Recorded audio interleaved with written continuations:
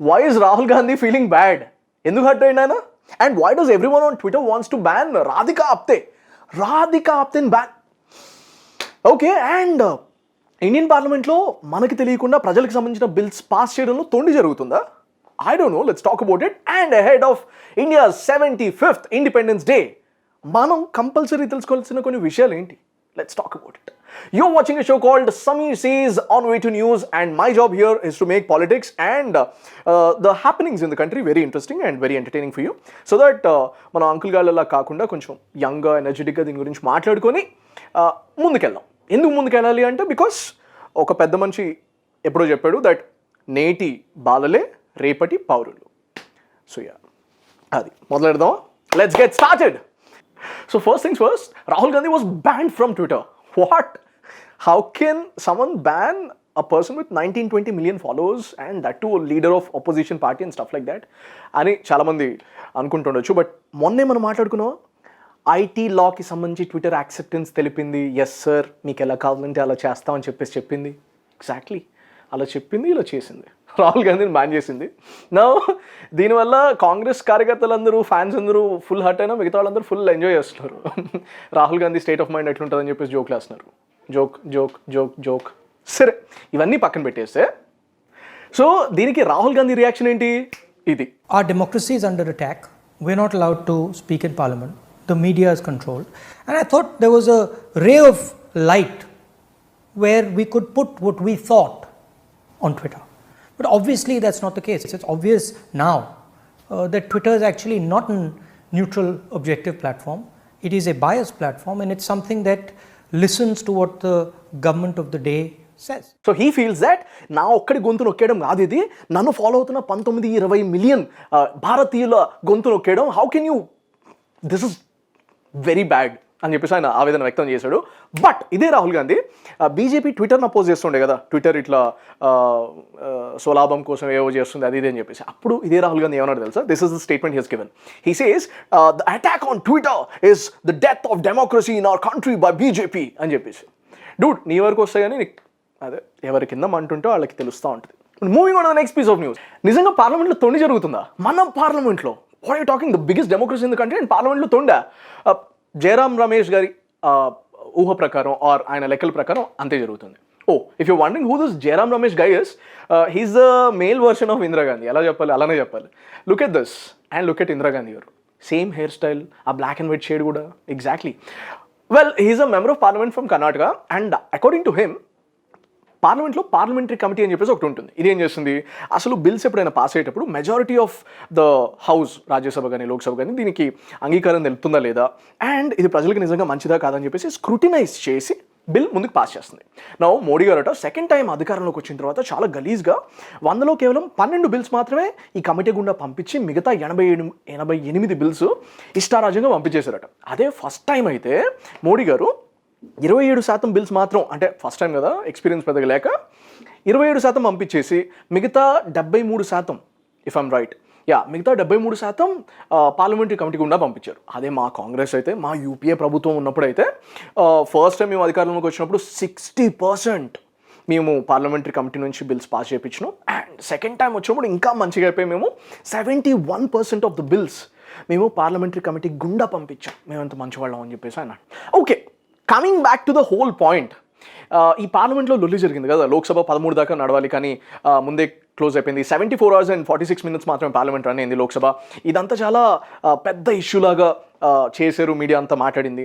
దీనిలో తప్పెవరిది? Whose mistake is this? ఇప్పుడు ప్రభుత్వం ఏదైనా బిల్స్ పెట్టింది, అపోజిషన్కి నచ్చలేదు, అపోజిషన్ పని ఏంటి? అపోజ్ చేయడం కదా. ఇప్పుడు అపోజ్ చేస్తే తప్పేంటి అని చెప్పేసి అపోజిషన్ అంటుంది, హే మేము బిల్స్ పాస్ చేస్తుంటే టైం వేస్ట్ చేస్తున్నారు, మీకు నచ్చకపోతే నచ్చలేదని చెప్పచ్చు కదా, మిగతా పనులన్నీ వేస్ట్ అయిపోతున్నాయని చెప్పేసి గవర్నమెంట్ వాళ్ళు అంటున్నారు. ఎవరిది తప్పు? I think both are equally responsible man. అంటే ఇద్దరు కొంచెం గ్రోన్ అప్ అడల్ట్స్లా కూర్చొని, అరే బాయ్ ఈ బిల్స్ నేను ప్రవేశపెడుతున్నా, దీనిలో నీకు ఏ బిల్స్తో ప్రాబ్లం ఉందో నాకు చెప్పు, ఆ బిల్స్ గురించి లాస్ట్లో మాట్లాడుకుందాం. ఫస్ట్ అయితే మన ఇద్దరికి అంతో ఇంతో ఓకే అనిపించిన బిల్స్ మాట్లాడేసుకుందాం. దాని తర్వాత కాంట్రవర్షియల్ బిల్స్ మీకు ఏమైనా నచ్చకపోతే దాని గురించి లాస్ట్లో మాట్లాడుకుందాం. సో దట్ టైం వేస్ట్ అవ్వదు, సో దట్ ప్రజలకి మేలు జరుగుతుంది. ఇద్దరు అడల్ట్స్, కామన్ సెన్స్ ఉన్న వాళ్ళు ఎవరు కూర్చున్నా ఇట్లనే మాట్లాడాలి కదా. I don't know, Baba. Okay, moving on to the next piece of news and the most important news of the day. Finally, let's talk about what India wants right now on Twitter at least. So Twitter, తెలుసు కదా, Twitter is a very opinionated platform. దానిలో భారతీయులందరూ వాళ్ళ ఒపీనియన్స్ని ఎడాపెడా చెప్తూ ఉంటారు. And that's what makes it most powerful medium. Now, ఇలాంటి ట్విట్టర్లో everyone were wanting to ban Radhika Apte. Oh, my favorite. Radhika ఆప్తే చాలాసార్లు అందంగా, అప్పుడప్పుడు వైల్డ్గా, కొన్నిసార్లు బోల్డ్గా యాక్ట్ చేస్తూ ఉంటుంది. నా ఈ బోల్డ్నెస్తోనే వాళ్ళకి ప్రాబ్లం అనమాట. అసలు హిందూ ధర్మాన్ని, మన భారతదేశ కల్చర్ని, సాంప్రదాయాల్ని భ్రష్టు పట్టిస్తుంది పిల్ల గలీజ్ ఇది అని చెప్పేసి వీళ్ళని బ్యాన్ చేయాలి, అసలు హిందూయిజంని దాని పరువు తీసేస్తుంది అని చెప్పేసి ఇది వీళ్ళలో. These are some tweets that are saying why you should ban Radhika Apte. But on the other hand ఇదే జనాలు ఎవరైనా యాక్ట్రెస్ ఒక హాట్ పిక్చర్ పెట్టినప్పుడు ఎలాంటి కమెంట్లు చేస్తారో ఒకసారి చూడండి. అమీషా పటేల్ 23 జూలై అనుకుంటా ఈ పోస్ట్ చేసింది. దాని కింద ఈ తాత చూసారా? ఎగ్జాక్ట్లీ.